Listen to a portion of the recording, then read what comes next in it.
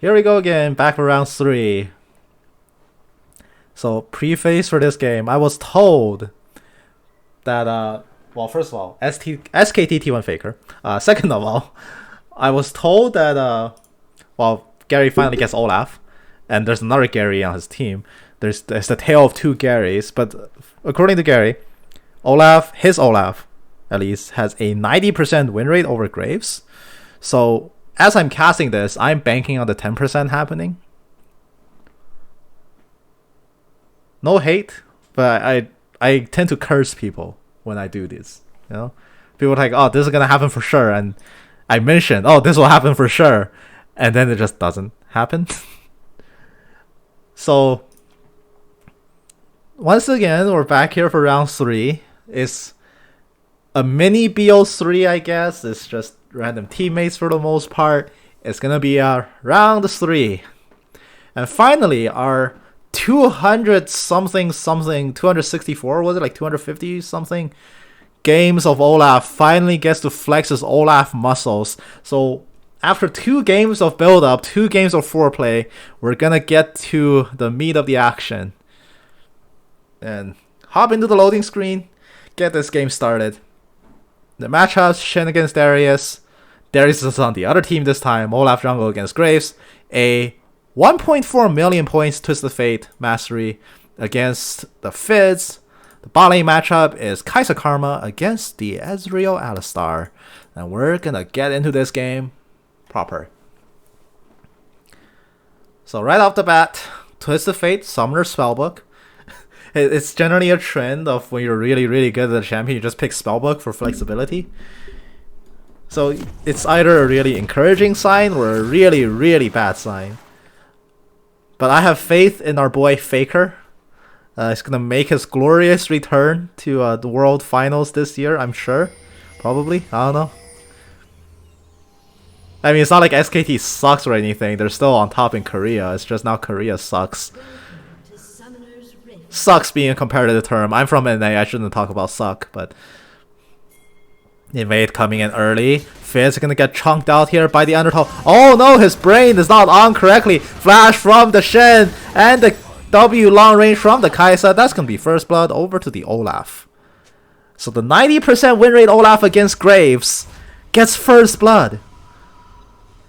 So, you know, that's gotta be like sure win now. You gotta upgrade the 90% once you get that first blood. Oh, whoops, I moved the camera accidentally.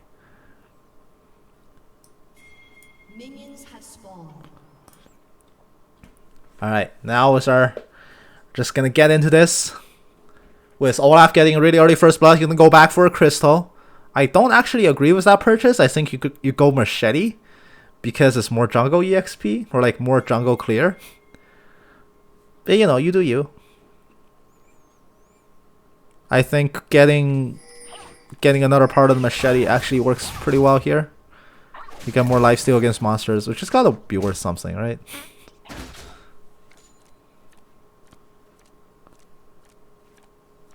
Actually, Monster Hunter is a unique passive, I'm pretty sure.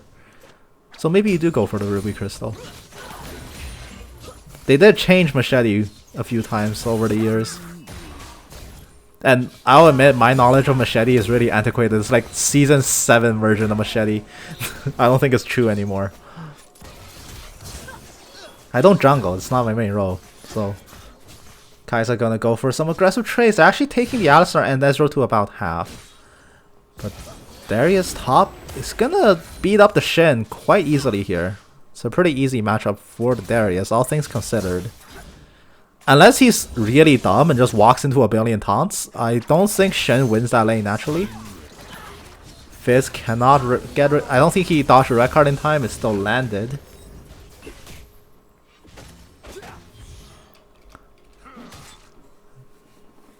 So, the game's still going on for now. Just boring laning phase so far. So let's go over the past 2 games. Game 1, there was an AFK, it was a loss, whatever. Game 2, it was a win for our heroes.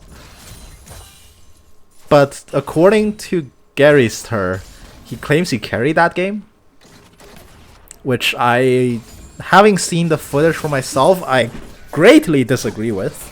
I think the Nocturne jungle that game was very easily the weakest link in blue team. There were a lot of plays that just outright gave up objectives that shouldn't have been given away. And a lot of random times where paranoia just led to instant death. That being said, this game, the Olaf is flexing his one-trick muscles. Going to beat up the Graves, drive him away from his own blue buff. And now he's got the TF escorting him. Darius flashing in. The shield actually might just save the Shen's life. I don't know. Darius' bleed is pretty strong. Okay, he does survive. Kai'Sa gonna go for some trades, and that's gonna force the Alistar's flash. And this Alistar does not have Hex Flash. So that's actually a pretty big deal. TF going for aggressive trade back. He did take quite a bit of pain from the Fizz. He has a Dematerializer to help him clear waves with his Q. Which is still a really good item. It was busted back when it was 6 charges, but now it's 3 charges. It's not as commonly taken. But still, for champions like TF, whose wildcards do a semi-medium amount of damage, Dematerializer helps you push you over the edge, gives you that little bit of farming power. Which for a champion like TF is great, because he gets extra gold on kills.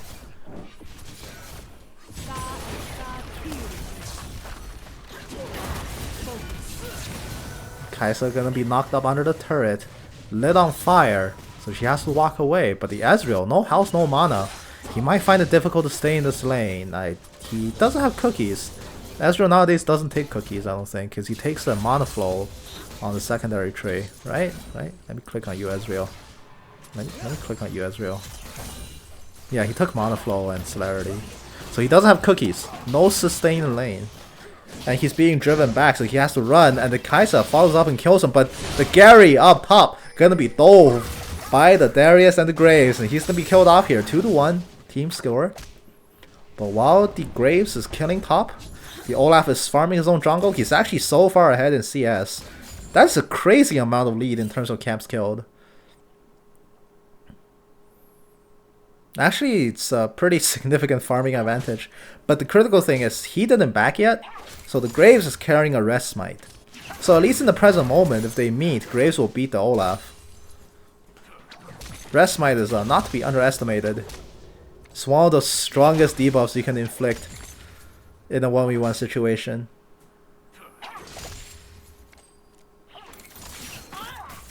If 2 champions are evenly matched, like you could have 2 of the same characters that are identical in stats and items, but you give one of them Rest Smite, the difference is dramatic. It's like winning by like 30% health differential or something like that. It's crazy. TF is going to get saved by the Shen. I was gonna say dead, but he's very clearly not dead. But the taunt, everything goes wide. It doesn't matter. Faker cleans it up. He gets the kill. And the Fizz gets sent back to the fountain. Olaf runs in to try to make that work as well. He got the assist. Yeah, he got the assist. Kai'Sa's on level 6. There's no killer instinct. If she had that, that's a very dead Ezreal. But she just now hits level 5. The Graves has arrived bot lane, and the Karma, she's being pinched. She has nowhere to go. Please kill jungle first. Has killed the support. And now Kai'Sa 1v2. Alistar's not here yet. He's just gonna arrive. If Graves stays, they could probably look for a dive, but the Alistar's not level 6, so it could be hard. He's gonna try to extend forward. TF is waiting in the wings.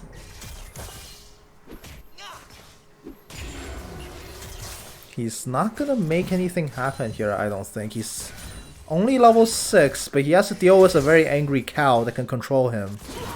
So in this current situation, I don't think he can find a kill bot, but he might find one now if he stayed. The Alistar is gonna be locked up, and the plasma detonation gonna kill off whatever the hell that guy's name is. It's Ben GD Donna? Am I reading that right? Shen is going forward for the Darius. Oh, that heal from the Decimate! Oh man, from what seemed to be a confirmed kill, and the play suddenly turns on his head. Here comes the Darius, not the Darius, the TF. He's gonna port it in.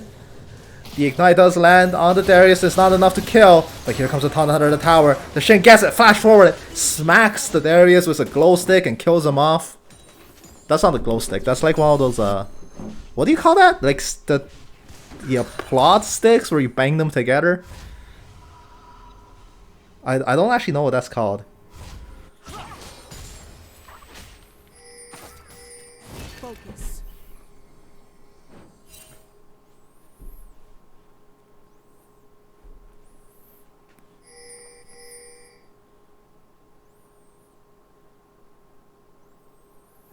And suddenly,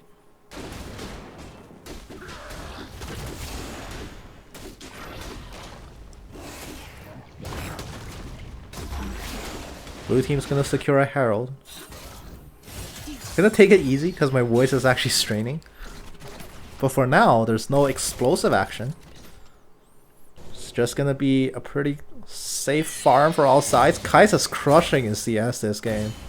Ezreal was so pitifully far behind. He's actually going for Monomune first. So is the Kai'Sa, but the Kai'Sa has way more gold in her pocket right now. I was told apparently they're called Thunder Sticks. It's a really weird name. I'm just gonna call them applause sticks because it makes more sense. That's what they're for. And now the Alice are gonna come in. The chain's gonna stop the Kai'Sa, but Killer Instinct gets her slightly out of the way. The gank is gonna come down. The Graves are gonna force this gank. Collateral damage. It doesn't finish a karma. And here comes the teleport from the TF. Wait, he just walked down. There's no teleport. And the Stand United gonna come down as well. One more hit will do it. But the Faker kills away the cow. And now the Gary kills away the Graves. They make that play happen. They turn the fight around with the Stand United. Now you can see Shen, despite being far behind the Darius in terms of laning power, he's so much more ahead. 4-1 and 3. The globals all being used in the right spot. And they make that play happen. So far ahead now in this game.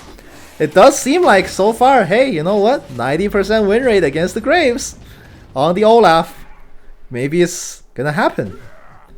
It does look like it. This is the most decisive game in these 3 games so far. This one is just full on soul crushing defeat for red team. Their Fizz is so far behind. Nobody on the bottom half of the scoreboard has a kill.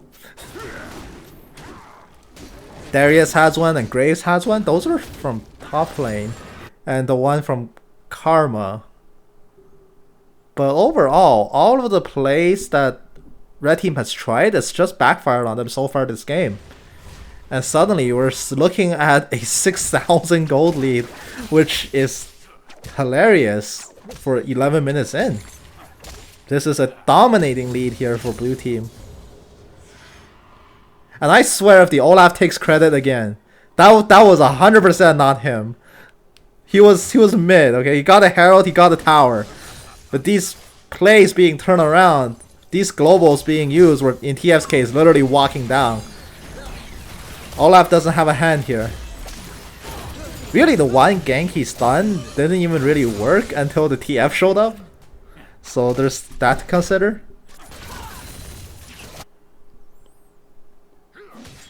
Not saying he's useless, because look at him, he's farming up a storm. He's got the highest CS in the game. He's out farming his AD carry. While his team is winning the game, he's just been farming up a storm. So certainly he's a threat in his own right. My point is he hasn't really leveraged his gold into creating tangible leads yet. But he doesn't need to this game, because the rest of his team has done admirably well. But when push comes to shove and he actually needs to fight, he'll be very strong, certainly. There's no questioning that. Kai'Sa gonna be the second player to 100 CS, and Darius will soon join her on that Pantheon. The Fizz, he has to blow his real flash to get out, and the Olaf, this is his first play in a while. Okay, they do get the kill. He almost died to the towers thanks to the shark. But now there's gonna be a siege here for bot lane, and because Olaf took so much damage, he's smacking this turret pretty quickly. And red team's gonna lose their turret. Now we got mid lane. Graves is gonna get his own buff. I mean, if he hits tab and never sees this Olaf CS, it's gotta be soul crushing to be like, he has how much CS? How is this guy so rich? Yeah, but he's just been farming. And when the Graves is behind like this, which is unfortunate, because you can imagine an alternate universe where the Graves doesn't fall this far behind. His ganks actually work out instead of killing him, and he's like 3-0-1 as opposed to 1-2-1. This would have been a different story. Like the 40 CS deficit might not have mattered as much. But now that he's actually behind, his ganks haven't worked out, he's been killed off, and the Olaf just gets to free farm essentially 3 sides of the jungle because the Graves are just never there to farm it. It stings. Like, it's hard to come back in this position as a jungler. You don't have any safe way to grab income. Most of your towers have fallen. You don't have outers left in... Oh, look. You don't have an inner left in this game. Wow. Not to mention the Shen. You don't even have to watch the CS. He's being destroyed by CS by the Darius, sure. That's to be expected, but he's made so many good bot lane plays this game. And really, that's winning them the game. That he's a direct contributor to why this game is being won. And the beautiful taunt here, locking up the Graves yet again, setting up for an easy dunk by the Olaf. Flash forward from the Alex He cannot get the polarize. He has to disengage, risk the headbutt. An idea is nothing. And now it's 12-2. My word. This game is just going downhill for red team real quickly. It's a 10,000 gold lead at 14 minutes in. This is red team full on engaging the roll over and die mode. And the Karma, she might be killed off here. Nope, just kidding. Here comes the Stand United. The Shen will not let anybody die this game. And the Karma survives. Even that play doesn't work. I mean... Yeah, like that's soul crushing. The game's over. Shen's gonna taunt forward to try to get some distance closed. What a massive Chad this man is. Killer Instinct gonna come in. The outer pops his ultimate, but they just blow right through it as if he didn't use it at all. The Graves, he might be able to find some kills here. No, he's not. Shadow Refuge is gonna give them the auto attack dodging, so they can't be hit by the Graves. All this time, Faker is killing the inhibitor down bottom lane. Yeah, Faker! Woo! He's relevant! 15 minutes in, red team loses 7 turrets, 1 inhibitor, 2 objectives, 14 kills behind, I mean. And that is a 14,000 gold deficit. I didn't even mispronounce that. I don't mean 1400. My god. That is almost 1,000 a minute. It's a very rare situation to see one team just get so thoroughly destroyed in all positions. Not a single lane won, not even the jungle won. Then again, the jungle kind of lost by default.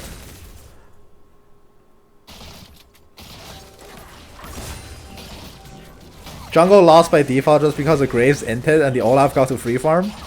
And now the Olaf almost doubling CS, like, it's just so much farm, so much money. I don't know what to say. I can't believe red team is still in this game. I can't believe they're still playing this. This game is doomed. This is as doomed as you can get. Never falter.